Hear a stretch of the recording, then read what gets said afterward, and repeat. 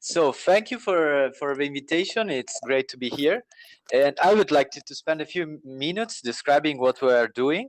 And then we'd like to show you a product, and it's really relevant for us to get your feedback. And so we'd like this talk to be as more interactive as it can be.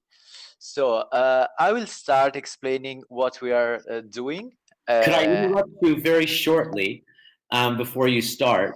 If you click on the down arrow on the video icon, the video camera, there's a little like down arrow there. If you click on that, you can select to show yourself picture-in-picture while you're presenting your slides, which is nice for the live stream. Yes, actually, I'm using two different devices, so you should see me on the other device right now. Hi. Okay, but the live stream follows different. Okay. Yeah, so if you do that on the device that you're presenting on, then you'll appear picture-in-picture. Okay. I'll try to do that. Let's see if it works. If you just share the screen like you did, yeah, and then there we go. Excellent. Can you see me? Okay. Thank you so much. So Hal is a tooling product which enables developers to connect Ethereum with the centralized application that are running the economy right now. So our vision at the end of the day, we really want Ethereum to go massive. We really want the entire IT system to use Ethereum. And in the long term, we see trustless components working with trusted components, and we want to make it easier because we think that the average developer, the developer out there, is not the same who is joining Ethereum events. The Ethereum events is still it still involves just a few of developers, and we really want to have millions and millions of developers interacting with Ethereum. So our first MVP, we released it basically 1 month ago, enables developers using a web pass to create workflows which basically listen to any kind of Ethereum transaction. I will show you how, also decoding parameters to smart contracts and apply filters to any specific, for example, element of any array sent to the smart contract. Any kind of event, but that's something that also other projects are working on. So you can say if this event, smart contract fires this specific event, and as a parameter, you have that kind of parameter. And last but not least, I think that the third is the most interesting, Hal can listen to the state change of any contract. So you can basically connect to a specific variable, and you can say to Hal, if this variable gets higher than X or lower than X, please do that. So what's this please do that? Right now we support 3 actions. We support sending emails, customized emails. I will show you in a second. And customized means that any variable of the smart contract or of the transaction can be used within the email template. Second, webhooks. So you can send all the data related to the transaction, event, or state change that you are interested in directly to your webhook, which means your centralized application may be written in PHP or Python. And third, we released it last week. You can connect Ethereum to Slack and send any kind of message to your Slack channel, also supporting the template system. So you can design the message using a template system. So in this slide, you see an example of an IDEX transaction, but it's nice to me to just stop showing slides and show you the product.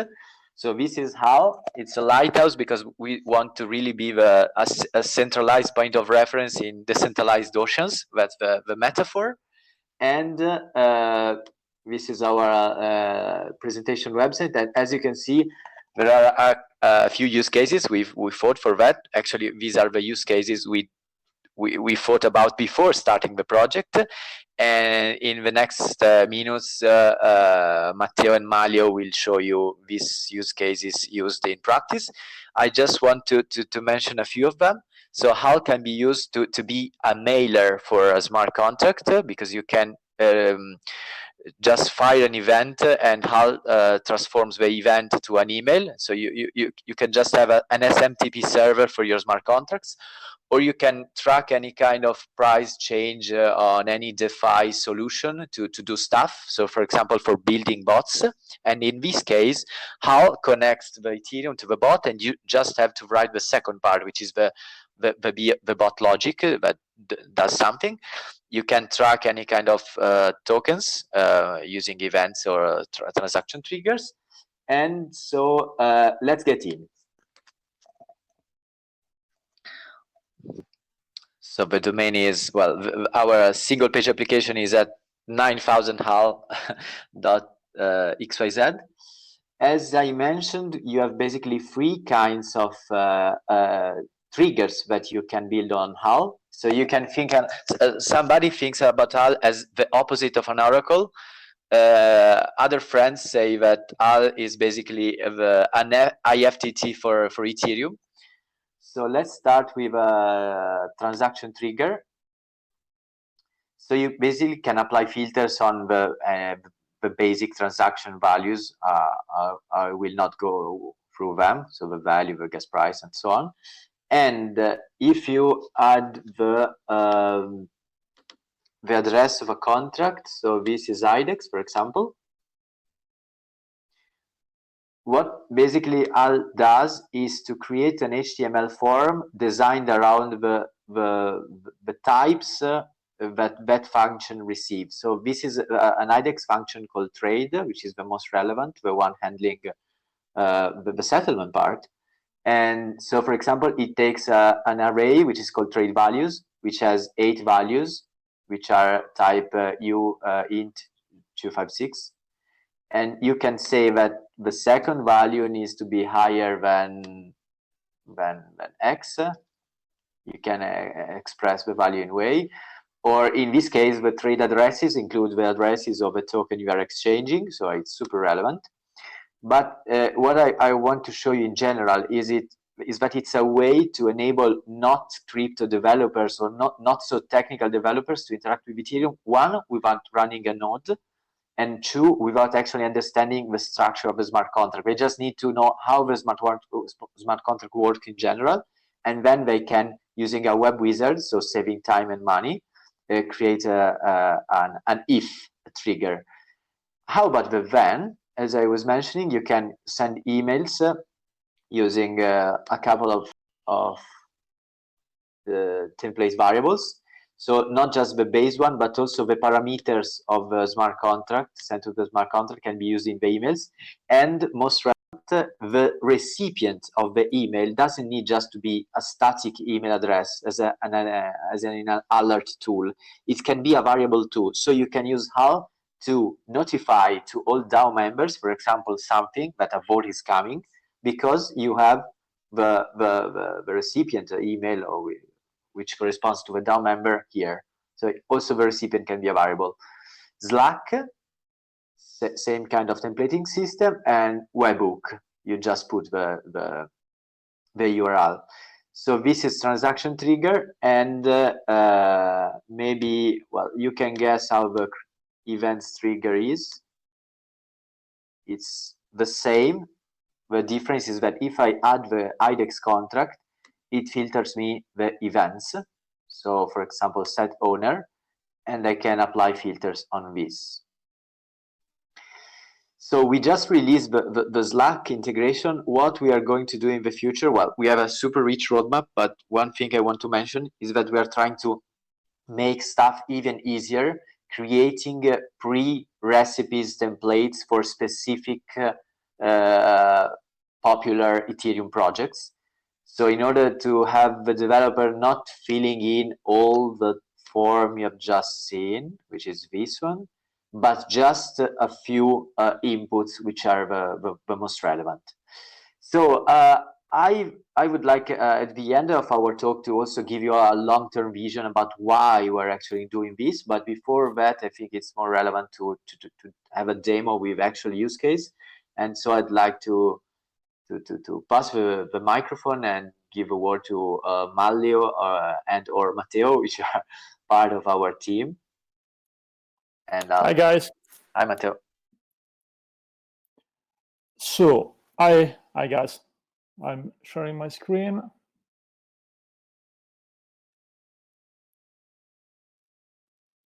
Okay, do you see my screen? Yes. Perfect. So we have prepared 4 cases to use HAL. So I start with Kaiba. So we are, as you know, Kaiba is an on-chain liquidity protocol. Using Kaiba, you can exchange token, basically, so you can get some trade opportunities just looking for a specific exchange rate.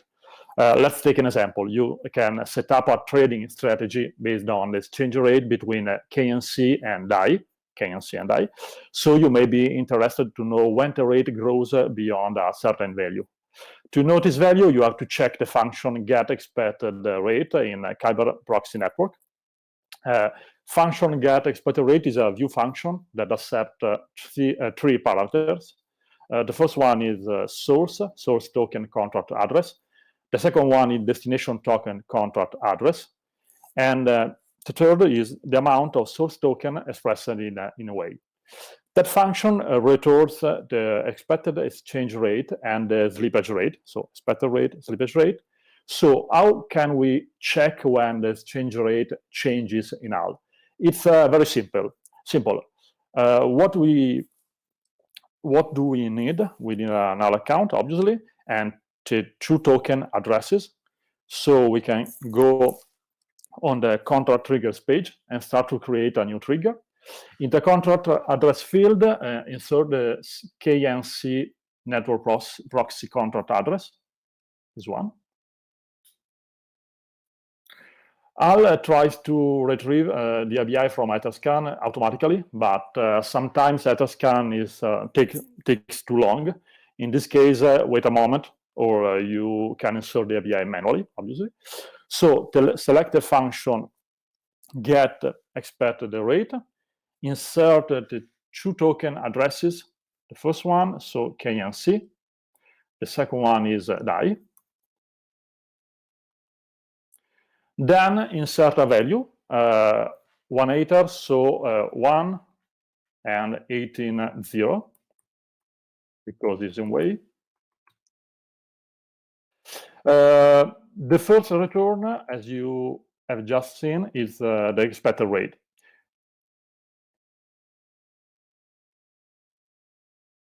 So 1 is bigger than 1 Ether. Okay. So select an action. In this case, I choose a webhook, so it's very simple. I can insert a URL.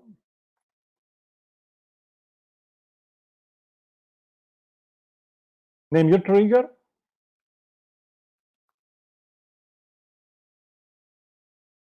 Save. This one. So when the rate between KNC and DAI changes, the trigger will be triggered. And so this is the first case. Mario, do you want to talk about Uniswap? Yeah, sure. Let me share my screen.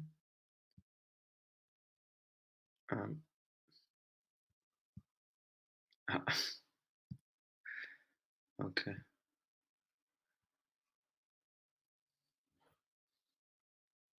Does it work? Is it sharing? Yeah, okay. Can you all see my screen? Yes. Okay, thank you, Fanny. So yeah, the use case that I wanted to show you is Uniswap. Uniswap, as you know, is a protocol for automating token exchange on Ethereum, which means that if you have 2 tokens and if you have 1 token and you want a different token, you can go on Uniswap and exchange them. So we have a few use cases for that. One classic one that we thought of is here I have the contract for Uniswap. Is to do all those things around tracking who exactly is exchanging what and how much. So say that you want to track whale transaction on Uniswap, right? Those like really big transaction, even for a specific user, it doesn't have to be generic, but it can be generic. We can pull out the Uniswap contract. I thought I'd show you this just to give you a sense of how it works. You can see that in the Uniswap contract, you have here at the top, you have a few events. So one quick thing we could do with HAL is actually target one specific event. In this case here, we have token purchase, which is fairly straightforward event. You can see that it takes like a buyer the amount of ETH sold or tokens bought, and we can decide to target each one of these different fields individually. So the way it would work is super simple. I just look up the contract for, in this case, I chose DAI, Uniswap DAI, as you can see here. So we can basically copy the contract address, same thing as Matteo did before. You head over to HAL. In this case, we want to watch an event trigger because this is an event. Create an event. We put, oh yeah, great. We'll have to refresh this maybe with a bit of luck. No, it's about uppercase and lowercase. You have to take the address from the URL, not from the. Oh, I see. Thank you, Marco. Sorry, we still have a few glitches that we're fixing. Okay. So, nice. So here we have automatically HAL fetches for you all the possible events that you might be watching. So in this case, let's see that we want to track really big purchases of token of DAI. Say that we're looking for a whale transaction in DAI. You select token purchases. You can fill in like a buyer address if you want. Well, that's my address actually, but you can put any Ethereum address, and then you can plug here like a really big number, which is expressed in way again. This is not super simple. We might want to show this in different scales, but still. And then the then bit is the same as Matteo showed you before, so you can connect this with an email, or you can post on Slack. We have an official Slack bot, or you can use your custom webhook as well. Just insert it here. You can customize the template as well, so it supports like block number, block hash, and all the custom fields. And then when you're good to go, you give it a name. Hello, ETHTurin. You have a preview button, so you can have a sense of what the trigger is going to look like. This is really long because it's the ABI, but that's the relevant bit, which is the filters. You got the action bit here, and then you press create, and you'll create your new trigger. You can target many more things about Uniswap. Like for instance, one thing that I was looking before is this balance of function. So it says that you want to know how much your balance is for Uniswap. You just create a contract trigger, which is the one that Matteo showed you before, and you target specifically the balance of function, and the rest stays the same. So 2 clicks, and then you're good to go. So yeah, that's all for Uniswap. Yeah, Matteo, do you want to take it from here? Yep. And now we can talk about fulcrum, just an example. So I can share my screen again. Okay, do you see my screen, guys? Yep. Yep. Okay, perfect. So what about fulcrum? Okay, as you know, using fulcrum, you can lend your tokens and earn interest.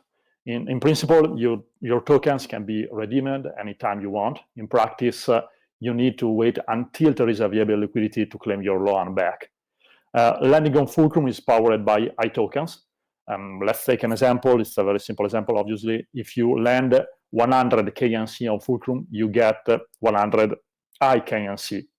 So you can retrieve your original tokens when the balance of function of KNC contract shows that there is enough liquidity for that token in the iKNC addresses. So basically, we are checking how many KNC are owned by the iKNC contract. You can check this condition in a very simple way using HAL. So again, create a new trigger. This is a watch contract trigger. And in the contract address field, insert the token address. Okay, select the function balance off, insert the token address, so the IKNC address, then insert a value. ERC20 tokens usually have 18 decimal digits, so if you want to check if the total available liquidity is bigger than 100 KNC, you have to insert 100 and then 18.0.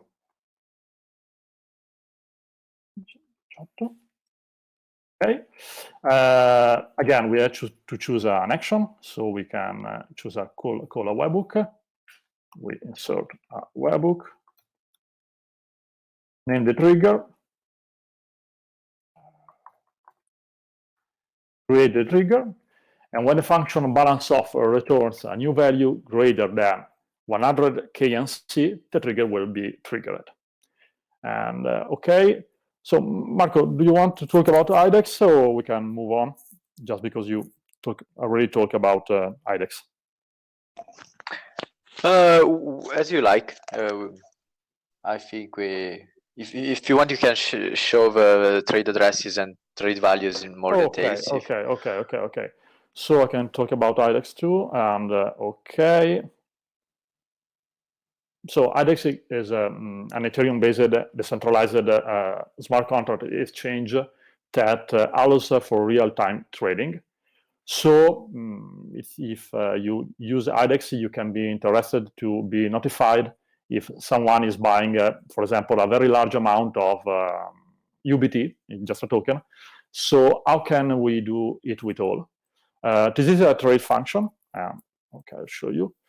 As you can see, we have basically two fixed size array parameters, trade values and trade addresses. Depending on the position within an array, a value has a certain meaning. On the left, you can find a legend. So to check if someone is buying a large amount of UBT, you need to check two conditions. Sorry. Okay. The amount by value, the first position in the trade values array, and the token by address, first position in the trade addresses array. Let's do it with all. So we need to create a trigger based on Ethereum transactions. So we need to start to create a watch and transaction trigger. Okay, so we need to look for any transaction to IDEX. So into to field, insert the IDEX address. We have to check it's a contract to be able to choose a function, and obviously we want to choose trade function.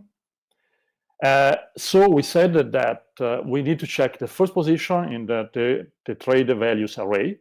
As you can see, you can select a value position inside an array just counting from 0. So the first is 0. Then we have to insert the value expressed in a way. So 100. Okay. And it's bigger than. Okay. The same goes for the trade addresses array. First position, so 0, and UBT address. Okay.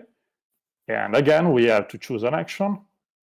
I'm lazy, so I use a webhook. Name our trigger. Create. And whenever someone buys a very large amount on UBT on IDEX, you will be notified. Okay, Marco, just finished. Can I ask you a question? Yep.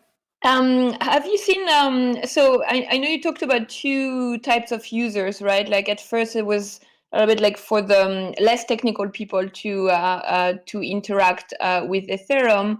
And there's also like the very useful notifications for very technical people. Have you seen have you started with one use case in mind, or like did you want to do both, or did you organically evolved? So we basically see two phases. In the short term, we want to help the Ethereum community, so technical guys basically, to basically save time and money. because if you need to develop this from scratch, you're using time, and time is money. In the long term, but it's not the time yet, unfortunately, when we will have any basically e-commerce company working with Ethereum as we like, we really see this helping less crypto guys.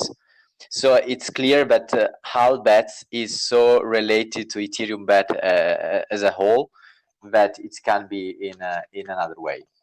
Yeah, very nice. Are you thinking also like some sort of like dashboard that like, you know, kind of similar to financial dashboards that like, you know, people look at all day? We have decided to focus on creating workflows and automation, which is a pretty different challenge compared to monitoring and dashboards. So we will not focus on dashboard helping you to analyze data. That's not our job, and there are a couple of super interesting projects out there doing that. So our goal is to enable workflows in production environments and to do alerting. Cool. Well, thank you. That was quite a logical roadmap. So can you see my screen? Yes. Sorry. Okay, now you should see my screen. So just a last use cases I already mentioned, and then I'd like to give you the bigger picture of why we're doing this and what's behind our MVP. So I mentioned earlier the chance of creating an SMTP mail, using HAL as an SMTP mailer for a contract. So you can find visiting dev.hal.xyz a pretty rich documentation, and also what we haven't said is that you have seen a web wizard, but you can do everything from a GraphQL API, and you can find all the information here. So a developer can programmatically interact with HAL without using the web wizard. So for what concerns the SMTP mailer example, the idea is basically that if you have a HAL trigger catching a specific event, you can then in your smart contract, and this example is related to a DAO which need to notify to its DAO members that a board election is coming.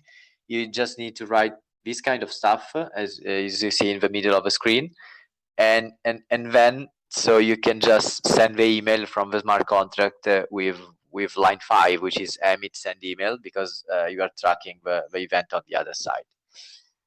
So getting back to our the idea behind HAL that you can describe I will send you the link afterwards, but it's described in what we call the gluing manifesto. We have a manifesto which was released 40 days ago, basically. So we have been thinking about centralized system on one side, which following traditional Vitalik post means that they are logically, politically, and architecturally centralized, as you know. And they are custodial, of course. They are not replaceable, because if Coinbase goes down, it's not replaceable at all. And so its failure is simply not acceptable. And on the other side, you have blockchains which are centralized logically, but decentralized politically and architecturally. I'm sure you know those stuff, and are not custodial. And well, it's not replaceable, but it can fail because it's decentralized. So the point, and I will share you a few examples, not just HAL, is that actually we have a third category that we call gluers. So they are centralized as HAL is, because HAL runs on a server, as you know, so it's centralized. But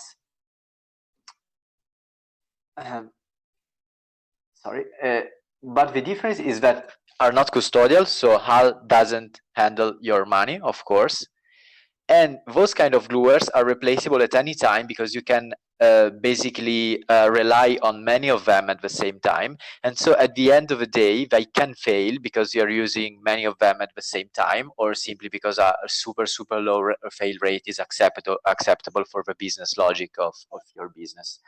So HAL is an example, but if you think a second about this description, about this point of view, you will find out that there are many gluers that the community and the Ethereum world is already using. A few examples, a relayer, so just think about 0x mesh relayer. So a relayer is basically an off-chain tool which forward orders to other nodes. It's the same, it's a gluer, because it's not custodial, it just forward an order. An order is just a signed statement, that actually. it can fail because you have many relayers. They use it often peer-to-peer network, so they can definitely, the single relayer can fail. Oracle connectors, as you know, any smart contract Oracle relies on many off-chain centralized connectors, and the single centralized Oracle connector can fail, and it's not custodial. Watchtowers. So when you have a watchtowers, a contract relies on many watchtowers, and the single watchtower, as you know, is not custodial, and it can fail. And what else? Well, here you find other examples, so gas station network and also ZKP transaction aggregators. Here you have a data availability issue which is relevant, you need data, but the single aggregator can fail and is not custodial. And well, order matchers, the same. I will not focus on this. And here we are, HAL is in this category, and we think that this category will be bigger and we will grow and grow in the future. So we call this category state connectors. And what state connectors do is basically to connect to forward signed statements. So HAL, what it does, HAL at the end of the day is read signed statements on Ethereum, because a transaction is a signed statement, and forward this to centralized technologies. So what we want to know, we are super fond of Ethereum. We want Ethereum to go big, and we think that we really need those kind of tools, gluers, and we are already using this, as you have seen. Oracles is one of the 101 base of Ethereum system, and we really need gluers. So we don't need to just see centralized and decentralized in a world divided in two parts. There is this third part, and we super need tools like HAL and other gluers to reach the long-term view, which is developers and companies mixing trustless and trusted components based on what they need. So at the end of the day, we will probably have just one unique IT landscape merging decentralized and centralized, maybe in 10 years. And we will not be so divided as we are now. So I would like to get questions and interact with you. I would be very curious to discuss this with you. Sorry, me again. It's very cool. So did you come up with the concept of gluers, or is that like original like trademark name from your manifesto? We invented it, but it's just a live conversation. So no, it's great. Yes. It's awesome. No, it's a very that's why I was asking if that's a concept that existed before, or No. or if you have the trademark. No, it's ours, but it's of the community. Yeah. It's just that we think that beyond an MVP and the project, we are all hackers, we are building stuff, but it's also relevant to have a vision for the entire ecosystem, because at the end of the day, we are all working for a bigger ecosystem, I think. Yeah, and most of the blockchain companies are like still manifesto-based organizations. So yeah. That's why we love blockchain, I guess, as well. The gluing manifesto. Wow, that's a very good title. Really, I'm impressed by your content. It's very very cool. And yeah, anybody has a question? I mean, it's very very simple. I mean, I'm not a technical person. I mean, I learned on the tar, but still, like in any other industry, if you understand a business and a model, like, and you can describe it in a few sentences, like this is where you see the the strong ideas. And I think like your idea is very, it's very simple, but it's very on point. So like this is very impressive. Thanks. I have a question, guys. Are you going to introduce some other integrations for the notification part or the action part? Okay. Can you see me? Okay. We are working on many integration actually, based on what the community is using. So we are focusing right now on Telegram and Twitter. These are the two milestones of the next month. Great, thank you. And I see that the UI is, I mean, pretty technical. I mean, that is very useful for the developers because they have a very high degree of configurability. But since you have this simple integration to these social channels, I'm imagining maybe, for example, that want to configure some sort of trigger that inform her for any changes on Ethereum. Maybe something is selling on Mindbase, or maybe a transaction is done for an event, for example, ETH Berlin, for example. And do you have in plan to provide, because in the this, I think it's called discover part, you provided a button where you can basically ask for other recipe. Are you going to introduce other simple ways to build a trigger or whatever? Yes, actually, when we shipped the MVP, we realized, because you learn from your mistakes, that the interface you have seen, which is, I mean, it's super easy because you don't have to code, but we want it to be even easier. So what we are doing is basically divided in two steps. Steps one, as I was saying at the beginning, is to create recipes. So we will create pre-made recipes for example, the use cases that you have seen with Matteo. Check prices on Kaiba. You will have a specific recipe on the web wizard, and so you will have to fill in on the 2 or 3 inputs instead of all those inputs. And that's phase one. In the long term, but this will happen after we are fundraising right now. We are enlarging our we have a team which is growing. In phase two, what we are doing is to create basically an open sharing community of recipes. So we want any third party developer, any person joining HAL, to be able to create his own recipes and sharing them with a community. So just think about what happens when you create an AMI image on AWS.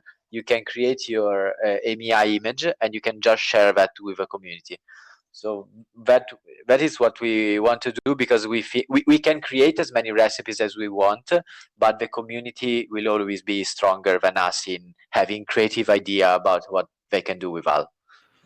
Great. And what about the I mean, we didn't see the how we can sign up to HAL or whatever. Do you need any credit card or whatever? So how I can sign up to HAL?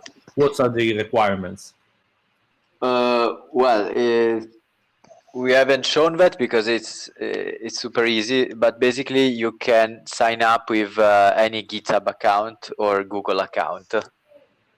Okay, so so there is I mean, actually the product is free, right?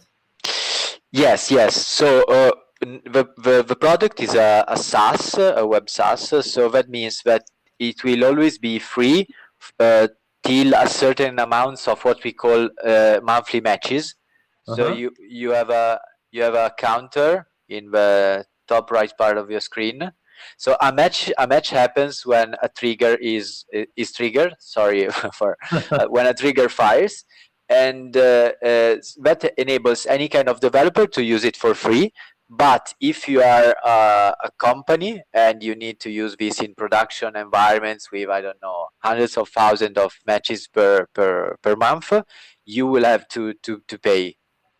Great. Based on a tier model. So the more matches you use, the more you so pay. if we want to try in this hackathon or other hackathon, or if we want to set up for free some sort of yes on Twitter, yes. I think that 1,000 of tweets or Telegram messages a month would be yes, the idea with ETHTurin is really to support developers, because that's HAL goal.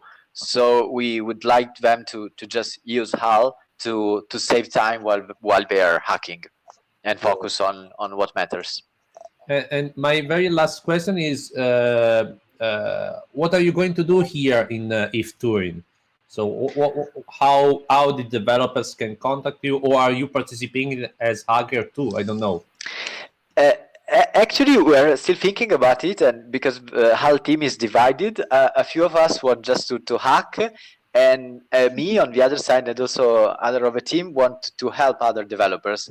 And I think that because of also our philosophy and what I've said about gluers, our role should be to accelerate what other teams are doing, just to enable them not to focus on this piece of integration and on other part. Great. But I will keep you posted. Okay, and See you in Discord then. yeah, absolutely. And if you want to do a call for developers, what you would say, Marco? The TAL is an opportunity to use the kind of technology that we like, which is Ethereum, but also to involve the traditional world, which needs to be involved, and to do something that can have a massive impact. Because if we don't involve the centralized world, we will not win at the end. Thank you very much, Marco. I think that this is a very good product, and we will see very interesting stuff from this. Yeah, Like, I feel like your last statement meant for a mic drop. You know, we don't really have physical mics, but if you were on stage, I hope you would have done a mic drop. Yeah, I don't know if there's other questions for the team. Yeah, I would like to ask one thing, just out of pure curiosity. I really like what you're doing, but I mean, 1,000 requests are basically free per month. So how are you guys going? Like, how are you making a living, or what's your plan on the monetization of the project? Is it rather going to be like a private product, or are you even considering to make it like public via Gitcoin grants or something? What's your... So as I was saying, actually, if you need more than 10,000 matches, you will have to pay. So we just want to be sure that developers and the community can try it for free. And if you haven't a production level application, which means if you're not earning money from that, it needs to be free. Our marginal cost for delivering a match is super low, so we can definitely afford to give that for free. And then to build more structured B2B agreements with companies running production environment infrastructures. So actually, we are trying to bring a pretty strong and defined business model, which is B2B SaaS to the Ethereum world. And so we have no doubts about the fact that business model works, because it has been working for 10 years. It's fine. Our doubt, of course, is about how fast the Ethereum community can grow to create a tool which is really used also by centralized traditional companies. So I was saying, as I was saying before, HAL bets, it's all about Ethereum bet. We are all on the same boat. Yeah. And we like it. Me too. Thank you, man. It's a very nice boat, I must say. It's a very positive one. Where are you guys based? Are you all decentralized, or all in Italy? It's Milan, London, and Paris. Yeah. Very nice. So I'm in Milan. Yep. Milan too, and Mario is in London. Then. Yeah, London here, and then we have a guy from Paris as well, but he couldn't join us. These French people, I mean. Yeah. Yes, they do brunches. They do a brunch on Saturday morning. God, Eggs. even in confinement. Even in confinement, they find. Don't blame other people, please. It's my people. I can blame them. I'm French. No. So thank you for your time. Thank you so much. Thanks. And yeah, please do hang out and in Discord. And Emiliano shared a lot of details that you had. So yeah, stick around. I think there's definitely a lot to do here. All right.